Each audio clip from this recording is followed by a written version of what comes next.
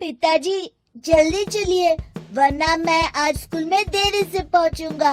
मेरी टीचर बहुत गुस्सा करती है। हाँ हाँ बेटा, अभी चलते हैं, बस 2 मिनट रुको। तभी रमेश की पत्नी कमरे से बाहर आती है और रमेश से कहती है, सुनिए जी, आज शाम को आप ऑफिस से जरा जल्दी घर आ जाइएगा। याद है ना, आज आपको मुझे शॉपिंग कराने के लिए लेकर जाना है। अरे भाग्यवान, इस महीने हाथ जरा तंग है। मेरी मानो तो शॉपिंग का विचार कुछ दिनों के लिए अपने दिमाग से निकाल ही दो। मैं तुम्हें अगले महीने पक्का शॉपिंग कराने ले जाऊंगा। अभी मुझे चलना चाहिए, वरना राजू को स्कूल पहुंचने में देर हो जाएगी। देखिए जी, अब आपके ये बहाने पुराने हो चुके हैं। मैं कुछ नहीं जानती। आज शाम को मुझे शॉपिंग करने जाना है, मतलब जाना है। आगे आपकी मर्जी। अच्छा ठीक है भाग्यवान, अब तुम पूरा घर सर पर मत उठाओ, मैं कुछ करता हूँ। इतना कहकर रमेश अपने बेटे राजू को लेकर वहाँ से चला जाता है। घर से निकलने के लिए रमेश जैसे ही अपनी मोटरसाइकिल शुरू करता है, तभी उसकी माँ उसे आवाज देकर कहती है, अरे रमेश, आज शाम को मुझे कुछ पैसे दे देना। याद है ना, मैंने तुझसे कहा था कि मुझे मंदिर में चढ़ावा चढ़ाना है। अरे माँ, मेरी तनख्वाह आने में अभी 10 दिन बचे हैं। अभी मेरे पास बिल्कुल पैसे नहीं है। हाँ, मेरी तनख्वाह मिलते ही मैं तुम्हें पैसे दे दूंगा। रमेश की माँ चिढ़कर कहती है, अरे तेरा दिमाग तो खराब नहीं हो गया? मैंने तेरे भरोसे मंदिर के पुजारी जी से वादा कर दिया है और तू कह रहा है कि पैसे नहीं है। अब मैं पुजारी जी को क्या जवाब दूंगी? तुझे तो मेरी इज्जत की भी कुछ परवाह नहीं है। अच्छा ठीक है माँ, अब तुम गुस्सा मत करो, मैं शाम तक कुछ इंतजाम करता हूँ। इतना कहकर रमेश वहाँ से चला जाता है। फिर दोपहर को जब रमेश अपने दफ्तर में बैठा होता है, तब उसे अपनी पत्नी और माँ की बातें याद आती हैं। रमेश अपने दफ्तर के एक साथी मोहन से कुछ रुपए उधार मांगता है। अरे भाई मोहन, मेरा एक छोटा सा काम कर दो, मुझे कुछ रुपयों की सख्त जरूरत है। मुझे कुछ दिनों के लिए क्या तुम रुपए उधार दे सकते हो? अरे रमेश भाई, मैं तुम्हें पैसे उधार तो दे सकता हूँ, लेकिन मुझे वक्त पर पैसे लौटा देना। वैसे भी मेरा मानना है कि दोस्ती यारी में कभी पैसों का व्यवहार नहीं करना चाहिए। ये कहावत तो तुमने सुनी होगी कि उधार प्रेम की कैंची है। मैं नहीं चाहता कि पैसों को लेकर हमारा रिश्ता खराब हो। अरे मोहन, तुम बिल्कुल चिंता मत करो, मैं तुम्हारे पैसे वक्त पर लौटा दूंगा। फिर मोहन रमेश को पैसे दे देता है। शाम को घर आकर रमेश कुछ पैसे अपनी माँ को देता है और साथ ही अपनी पत्नी को भी शॉपिंग कराने बाजार लेकर जाता है। रमेश की पत्नी और उसकी माँ का स्वभाव जरूरत से ज्यादा खर्चीला होने के कारण दोनों हमेशा बेवजह पैसे खर्च करती हैं। फिर एक दिन, सुनिए जी, अगले हफ्ते हमने छुट्टियों में कहीं बाहर जाने का प्लान बनाया था।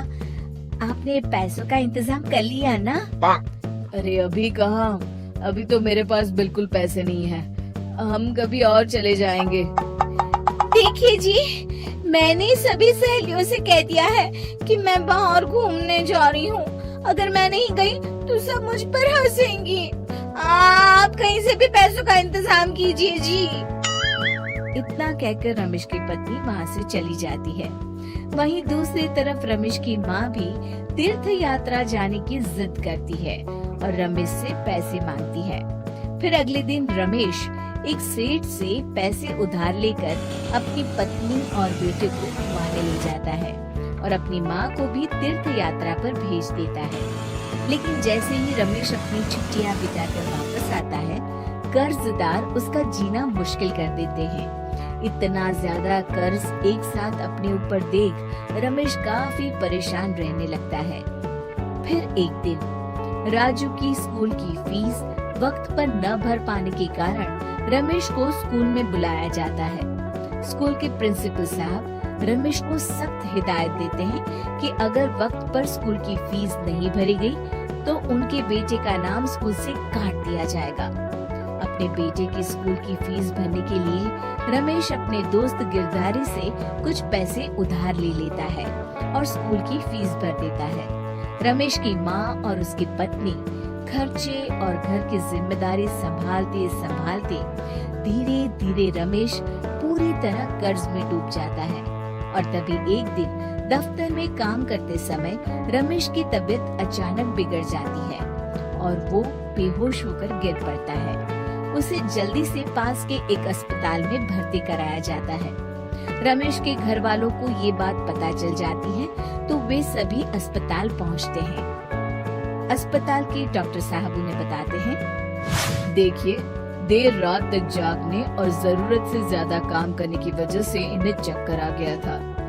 बेहतर यही होगा कि इन्हें कुछ दिनों के लिए पूरी तरह आराम करने दिया जाए। रमेश की हालत देखकर उसके बेटे राजू को बहुत गुस्सा आता है और वो अपनी दादी और माँ से कहता है, माँ, दादी, मैं इतना छोटा हूँ फिर भी मैं इतना समझता हूँ कि पिताजी दिन रात दफ्तर में काम करके पैसे कमाते हैं।